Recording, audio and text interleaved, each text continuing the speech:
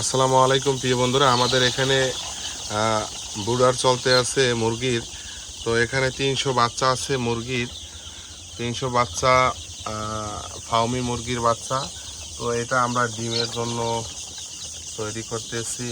আলহামদুলিল্লাহ আজকে দিনে 4 দিন বয়স, আজকে দিনে প্রথম ভ্যাকসিন করলাম।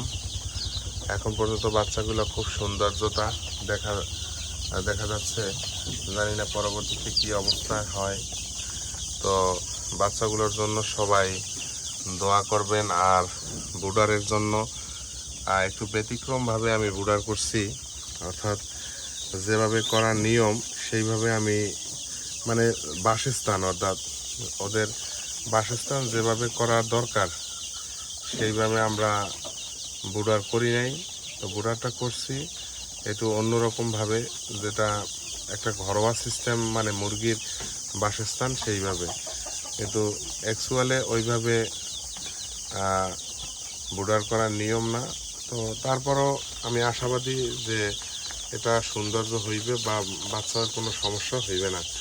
তো আপনারা দেখেন কি ভিতরে আমি বাসস্থান বা ওদের ব্রুডার করার জন্য আমি কাজ করছি।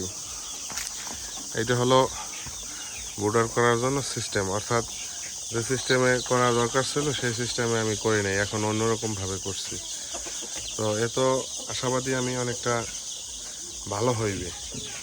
আপনারা চাইলে এইভাবে করতে পারেন। ফার্মি মুরগির বাচ্চা হোক বা দেশি হোক, যে কোনো মুরগির বাচ্চাই হোক, এতে তাপমাত্রা আর্দ্রতা খুব সঠিক বজায় রাখে।